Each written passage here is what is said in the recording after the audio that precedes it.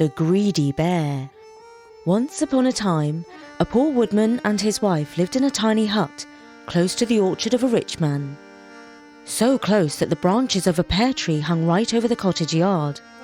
It was agreed between the rich man and the couple that if any of the fruit fell into the yard, the couple were to be allowed to eat it.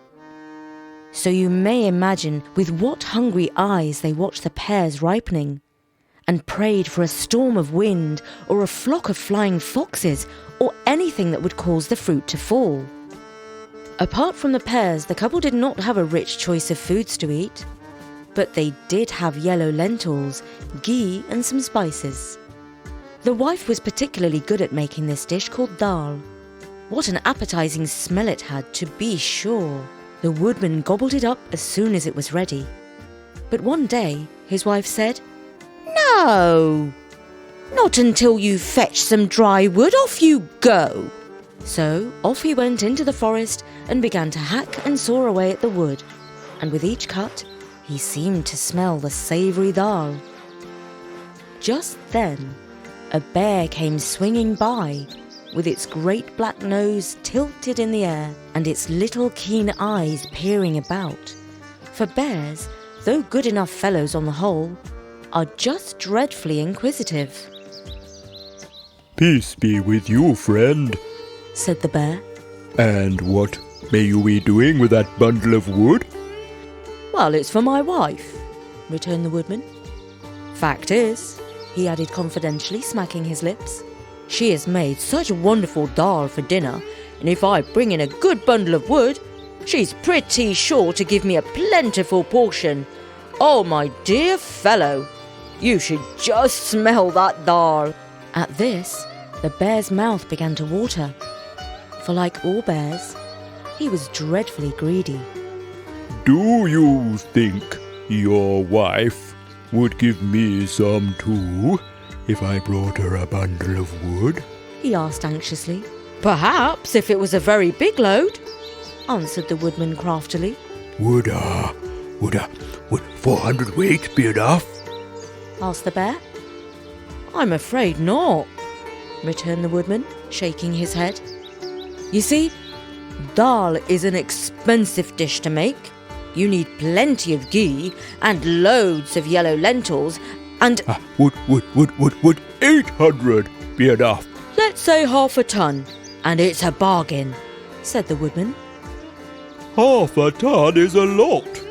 "Well, there is saffron in the dahl," remarked the woodman casually, which wasn't actually true, because saffron is terribly expensive. The bear licked his lips, and his little eyes twinkled with greed and delight. "Well, it's a bargain. Go home, smartish, and tell your wife to keep that dahl hot. I'll be with you in a trice." Away went the woodman in great glee to tell his wife how the bear had agreed to bring half a ton of wood in return for a share of the dahl.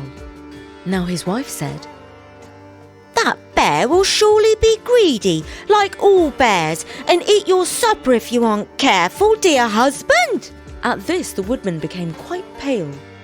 "Oh, in that case, we had better begin now and have a fair start." So without further ado, they sat down on the floor with a brass pot full of dahl between them and began to eat as fast as they could. "Remember to leave some for the bear," said the wife to the husband, speaking with her mouth crammed full.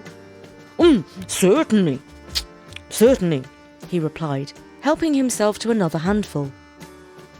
"My dear," cried the husband a little later, with his mouth so full that he could hardly speak, "remember the poor bear." "Of course, my love," returned the wife, taking another mouthful. So it went on till there was not a single grain left in the pot. "What's to be done now?" said the woodman. "It's all your fault for eating so much."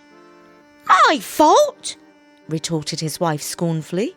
"Why, you ate twice as much as I did." "No, I didn't." "Yes, you did. Men always eat more than women." "No, we don't." "Oh, yes, you do." "Well, it's no use quarrelling about it now, is there?" said the woodman. "The dahl's gone, and the bear will be furious." "Well, that wouldn't matter much if we could get the wood," said his wife. "I'll tell you what we must do. We must lock up everything there is to eat in the house, leave the dahl pot by the fire, and hide in the attic. When the bear comes, he will think we've gone out and left his dinner for him.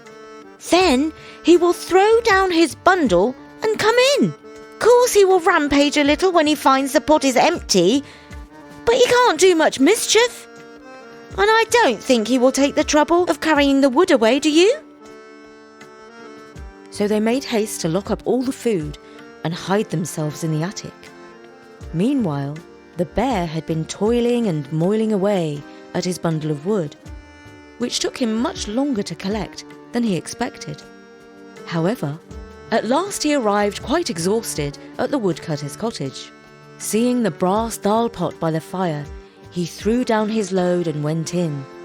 And then, mercy me, wasn't he angry when he found nothing in it? Not even a grain of rice, nor a tiny wee bit of pulse, but only a smell that was so uncommonly nice that he actually cried with rage and disappointment. He flew into the most dreadful temper. But though he turned the house topsy-turvy, he could not find a morsel of food. Finally, he declared he would take the wood away again, but as the crafty wife had imagined. When he came to the task, he did not care, even for the sake of revenge, to carry so heavy a burden. "I won't go away empty-handed," said he to himself, seizing the dahl pot. "If I can't get the taste, I'll get the smell." Now, as he left the cottage, he caught sight of the beautiful golden pears hanging over into the yard.